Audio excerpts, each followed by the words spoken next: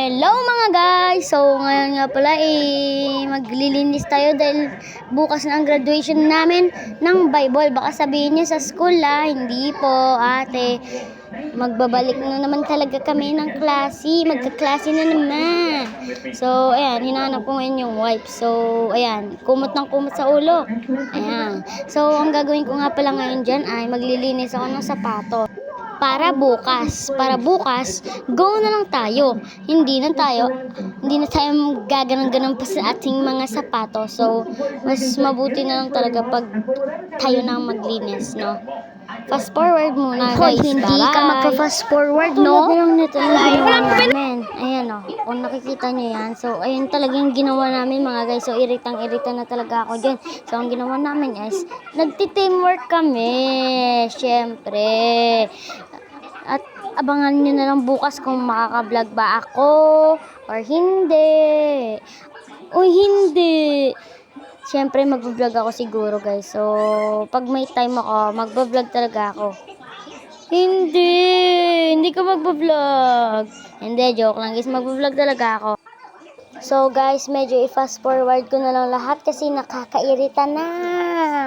Hindi. Aminin nyo, meron ba akong award bukas? Parang wala baka sabihin nyo, gaya-gaya naman ako kay Ate Erica. Hindi po. Idol ko lang po talaga siya. Ay joke lang.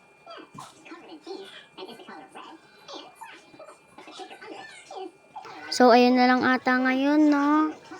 Hindi ka pa aalis. Hindi.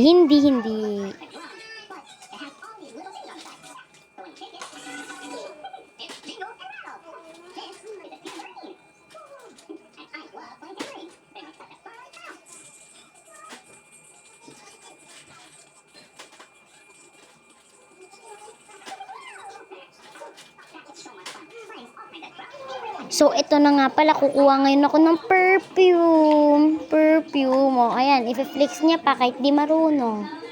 Ano ang gagawin mo? Girl, ano gagawin mo, ha? Ano yan? Siyempre, ninagyan ko yung loob, no? Kasi ang baho ng paa ko, no? Hindi, joke lang.